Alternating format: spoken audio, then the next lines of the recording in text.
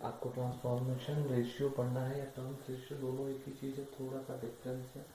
तो इसको जानने से पहले आपको एक टॉपिक पढ़ना पड़ेगा जो है EMF equation of transformer.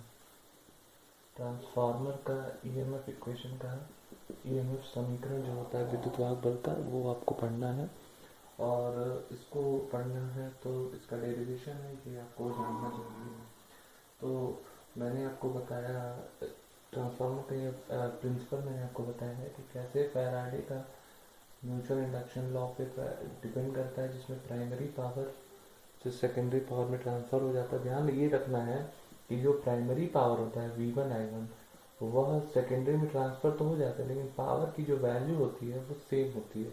Change क्या होता है, V1 I1, जैसे मान लीजिए अगर 100 वोल्ट है और धारा का मान 10 है, तो यहाँ पे क्या हो सकता है, मान लीजिए 250 हो गया हो और धारा का मान 4 हो गया हो, मतलब वोल्टेज को अप कर दिया है। ठीक है, स्टेप अप या स्टेप डाउन, ठीक है, ये सारी चीज़ें होती है। तो फिलहाल लेकिन पावर कांस्टेंट ही होता है, ये आपको जानना जरूरी है और ये आप समझ रहे होंगे।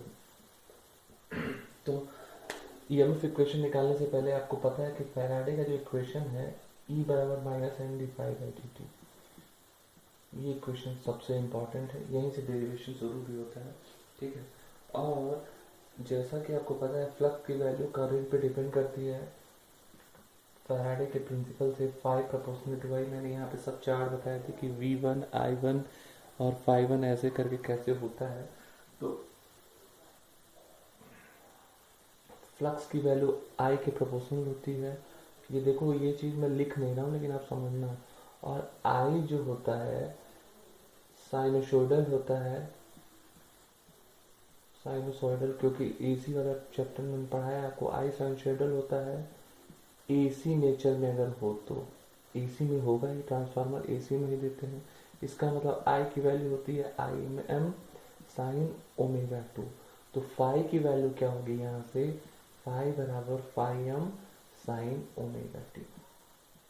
ठीक है, यही चीज बताऊंगा, फिर से मैं बता रहा हूँ कि ट्रांसफार्मर में सिद्धांत से स्पष्ट है कि फ्लक्स की वैल्यू धारा के प्रोपोर्शनल होती है। ट्रांसफार्मर में जो धारा होती है वो एसी नेचर के होने की वजह से साइनोसोइडल होती है। आई बराबर I M sine omega T, इसलिए पाई बराबर phi M sine omega T.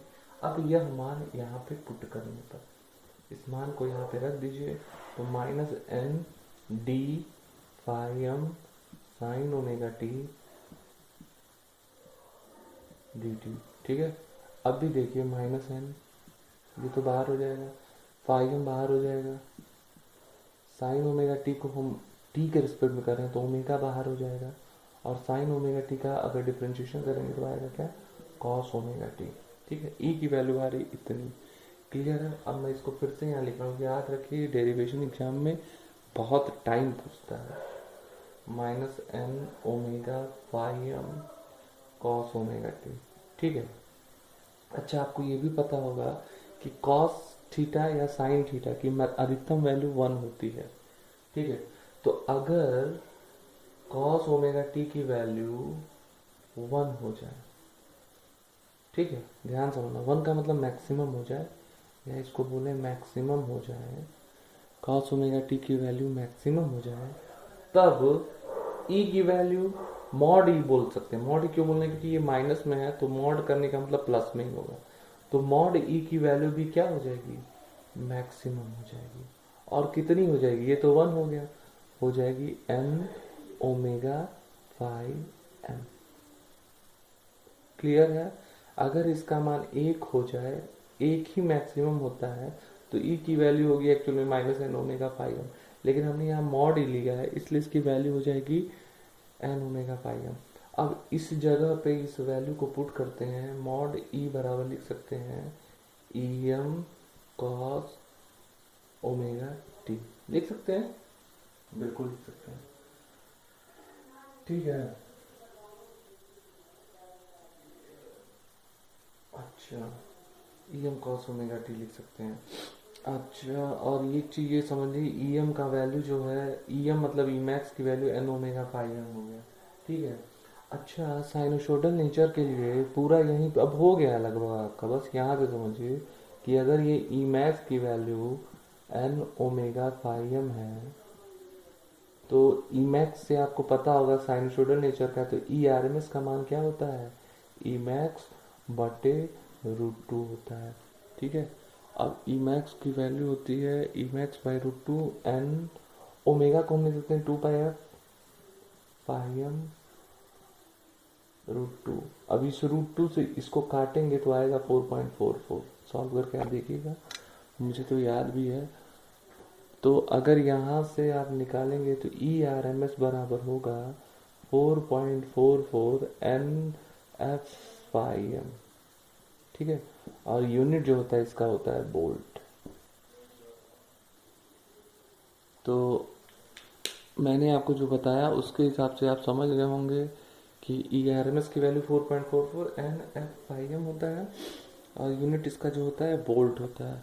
मैं इसको फिर से मिटाने से पहले आपको समझा दूं, फिर मैं इसको आगे की तरफ ले चलूँगा। सबसे पहले EMF equation of transformer, transformer का विद्युत वाहक बल का समीकरण आपको निकालना है। तो हम जानते हैं according to the Faraday law, जो यहाँ पे लगता है ट्रांसफार्मर में, according to Faraday electromagnetic induction. ठीक है, ये भी आपको बताया है। अच्छा, फैराडे है ना, DA1। ठीक, तो E बराबर minus N D phi by D T. अब फ्लक्स की वैल्यू करंट के प्रोपोर्शनल होती है, ऑब्वियस सी बात है, आपको मैंने प्रिंसिपल पे सब बताया था। आई साइनसोइडल होता है क्योंकि एसी नेचर का होता है, आई बराबर I M sine omega T. तो फ्लक्स की वैल्यू होगी फाई बराबर phi M sine omega T. अब यहाँ पे E equal to minus N D phi, यहाँ पे मैंने पुट किया phi M sine omega T D T, minus N T के रिस्पेक्ट में साइन ओमेगा टी का करना है, तो फाइव एम तो बाहर हो जाएगा, ओमेगा बाहर हो जाएगा, कॉस ओमेगा टी आएगा। ठीक है, अब ये हो गया आपका। अच्छा, अब ये जान लो कि साइन और कॉस जो होता है मैक्सिमम 1 होता है, तो हमने ई की वैल्यू को तो मैक्स बना दिया, लेकिन ये मॉड किया है, मॉड का मतलब ये माइनस खत्म, पॉजिटिव। ई बराबर E M cos omega T, यहाँ से मैक्सिमम दे दिए, यहाँ मैक्सिमम यहाँ मिनिमम भी होता है, अगर माइनस है तो -1 होगा या 1 होगा। ठीक है, अब ई मैक्स को हमने ये लिख दिया, ई आर एम एस की वैल्यू जो है E max by root to. तो यहाँ से इसको जब सॉल्व किया गया एन ओमेगा, ओमेगा की जब हमने लिखा है 2 पाई एफ, ये भी फॉर्मूला पता है आपको। तो यहाँ से E R M S equal to 4.44 N F phi M हो गया। ठीक है, तो ये है आपका ई एम एफ इक्वेशन का फॉर्मूला हो गया। ठीक है, अब यहाँ से फिर देखिए थोड़ा सा और दो लाइन है, ये डेरिवेशन एक तरह से कंप्लीट ही हो गया है। ई आर एम एस बराबर आया आपका 4.44 एन एफ, ठीक है, फाइव मैक्स, ये है बोल्ट। बस इसमें थोड़ा नया ये जोड़ना है कि ट्रांसफार्मर में क्या होता है, दो वाइंडिंग होती है, प्राइमरी और सेकेंडरी। तो प्राइमरी के लिए ई आर एम एस यहाँ पे E1 लिख देंगे, सेकेंडरी के लिए E2 लिख देंगे, बस कैपिटल स्मॉल आप लिख सकते हैं। मान लीजिए मैं कैपिटल कर दे रहा हूँ, आप भी कर सकते हैं। तो 4.44 हो जाएगा। फ्रिक्वेंसी तो नियत होता है, ये तो रूल ही है। फाइव मैक्स तो नियत रहेगा, दोनों में कॉमन होता है। एन की जहाँ पे N1 हो जाएगा प्राइमरी के लिए, ऐसे ही E2 के लिए F फाइव मैक्स, और एन यहाँ पे क्या हो जाएगा, N2 हो जाएगा। सबका यूनिट क्या है, वोल्ट है।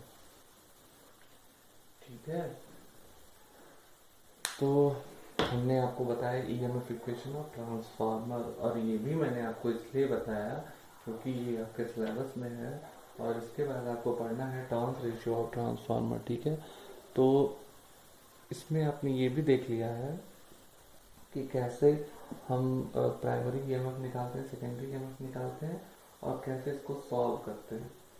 बेसिकली यही एक तरीका होता है। इस पे अगर आप क्वेश्चन सॉल्व करना चाहो तो बहुत सारे क्वेश्चन हैं, मैं आपको एक दो क्वेश्चन देता हूँ, आप ट्राई करिएगा, नहीं आएगा तो कोई बात नहीं। ठीक है, अच्छा एक चीज और समझ लीजिए कि जो फाइव एक्स का एक फॉर्मूला भी होता है, फाइव एक्स बराबर होता है BM इंटू ए का मतलब एरिया होता है, और BM का मतलब होता है flux density. Flux density, density मतलब घनत्व, फ्लक्स डेंसिटी, फ्लक्स का घनत्व, तो फ्लक्स बटे एरिया, फ्लक्स बटे एरिया, ठीक है। तो ये एक फॉर्मूला होता है। अच्छा, आप क्वेश्चन मैं आपको दे दूँ, आप करते रहिएगा, नहीं आएगा तो पूछिएगा भी। तो सपोज क्वेश्चन ये है, दो क्वेश्चन है, मैं एक बता रहा हूँ, एक आप करिएगा। हालांकि क्वेश्चन बस इसलिए है ताकि आपको समझ में आए, क्वेश्चन का एग्जाम से बहुत ज़्यादा मतलब नहीं है, ठीक है। तो पहला क्वेश्चन ये है, एग्जाम में आएगा ही नहीं, मैं तो आपको बोल सकता हूँ बस समझने के लिए। Find the cross sectional area of the core. A का मान ज्ञात कीजिए जब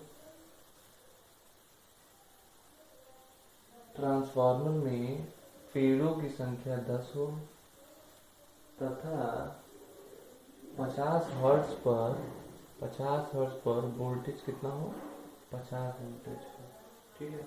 और फ्लक्स डेंसिटी का मान 0.9 वेबर पर मीटर स्क्वायर, ये यूनिट होता है।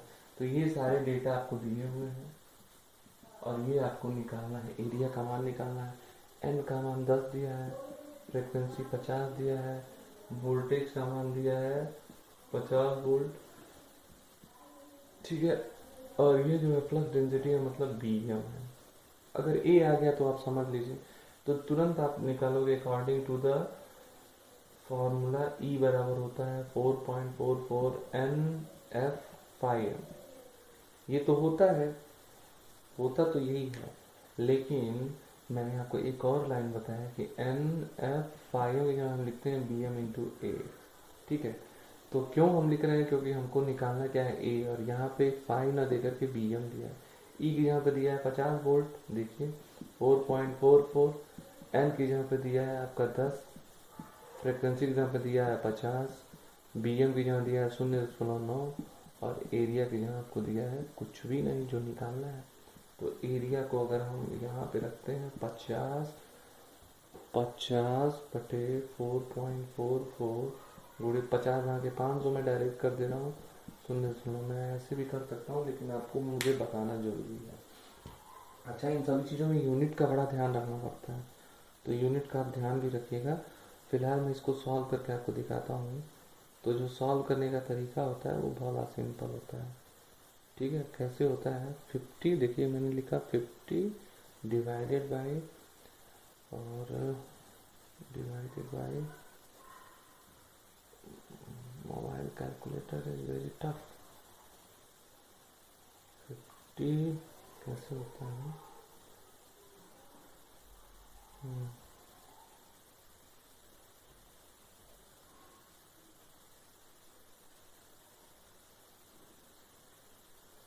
देखिए 50 डिवाइडेड बाई, कोष्टक लगाया, सब एक जगह भर दे रहा हूँ, 4.44 इंटू 0.9 इंटू 500, ये कोष्टक क्लोज। देखिए मैंने इस चीज़ को यहाँ पे पुट कर दिया है 54.44, ठीक है। और जैसे इसको हम सॉल्व करेंगे तो ये वैल्यू है 0 पॉइंट, ऐसे आप भी करिएगा, बिना ब्रैकेट के लगाएंगे तो गलत हो जाएगा। कैलकुलेटर जो है ना वो इंसान तो है नहीं, तो इस तरह से आप सॉल्व करिएगा। तो इस तरह से मैंने आपको एक क्वेश्चन बताया है, अब एक क्वेश्चन बताया तो एक क्वेश्चन पूछूंगा भी। क्वेश्चन ये है, अगर आपको आएगा तो सॉल्व करिएगा, नहीं आएगा तो पूछ लीजिएगा। पूछने का तरीका आपको पता है, क्वेश्चन लिख करके दे दीजिएगा या ग्रुप में डालिएगा। अगर आपको क्वेश्चन कर लेंगे तो डेरिवेशन आपको हो जाएगा। क्वेश्चन ये है कि the primary winding of supplied is 440 volt, मतलब प्राइमरी वाइंडिंग का मतलब V1 की वैल्यू दी हुई है 440 वोल्ट। यहाँ समझिएगा, V1 बराबर E1, ये समझ लीजिए, आपका डाउट कम करता हूँ। और 50 हर्ट्ज फ्रिक्वेंसी है, 50 हर्ट्ज इसकी फ्रिक्वेंसी है, 200 टर्न है, कितना टर्न है 200। प्राइमरी वाइंडिंग का फेरो का संख्या कितना दिया है 200 दिया है। तो बोला है find the peak value of, to find, क्या निकालना है आपको, ये है गिवन, क्या निकालना है ये देखिए।